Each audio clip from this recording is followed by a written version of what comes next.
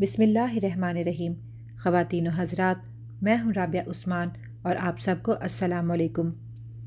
ناظرین، یہ داستان کربلا کے بعد یزید اور ابن زیاد کے انجام کی ہے، جو اہل بیت کے مظالم کے ذمہ دار تھے۔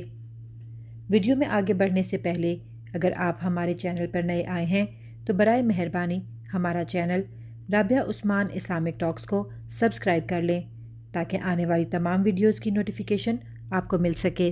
کربلا کا میدان سناٹا اوڑھے تھا۔ 10 محرم کا سورج ڈھل چکا تھا اور امام حسین علیہ السلام، ان کے اہل بیت اور جانثار ساتھیوں کی لاشیں تپتے ہوئے صحرا پر بے گور و کفن پڑی تھیں۔ یزید کی فوجیں فتح کا شور مچا رہی تھیں، مگر وہ نہ جانتے تھے کہ انہوں نے تاریخ کی سب سے بڑی شکست کا بیج بو دیا ہے۔ ابن زیاد، کوفہ کا ظالم گورنر، امام حسین علیہ السلام کا سر اپنے محل میں لے آیا۔ وہ اپنی فتح پر اترا رہا تھا۔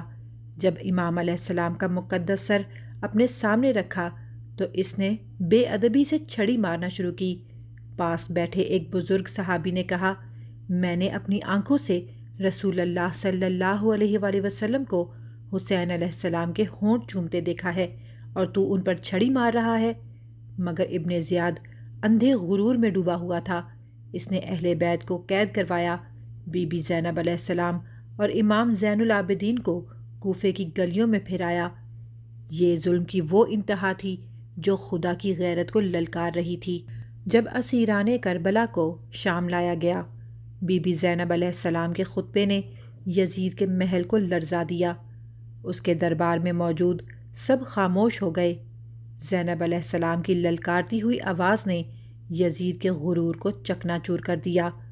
امام زین العابدین علیہ السلام نے فرمایا، اے یزید، تم کیا سمجھتے ہو کہ تم نے ہمیں شکست دے دی ہے؟ ہم وہی ہیں جن کے ذکر کو قرآن نے بلند کیا ہے۔ لوگ یزید سے نفرت کرنے لگے، اس کے خلاف آوازیں اٹھنے لگیں۔ اس نے خوف کے مارے اہل بیت کو رہا کر دیا۔ کربلا کے چند سال بعد مختار ثقفی نے کوفے میں بغاوت کی۔ اس کا مقصد صرف ایک تھا، قاتلان حسین علیہ السلام سے انتقام۔ ابن زیاد میدان جنگ میں مختار کے لشکر سے جا ٹکرایا۔ لڑائی میں ابراہیم بن مالک اشتر نے ابن زیاد کو قتل کیا۔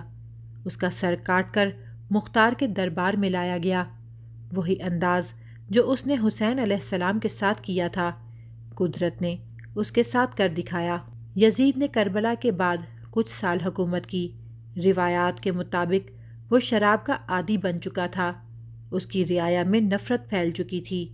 قدرت نے اس پر ایسی بیماری مسلط کی کہ وہ سڑنے لگا۔ کچھ روایات میں آتا ہے کہ یزید کی موت ذلت و رسوائی کے ساتھ ہوئی۔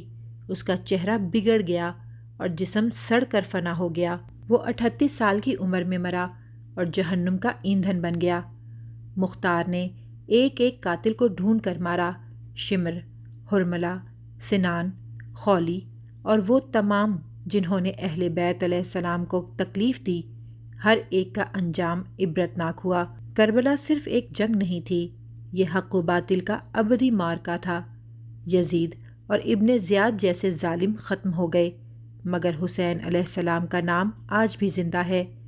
ہر محرم میں دنیا حسین علیہ السلام کے غم میں سوگوار ہوتی ہے اور یزید پر لعنت بھیجتی ہے۔ ہر دن عاشورہ ہے اور ہر زمین کربلا ہے۔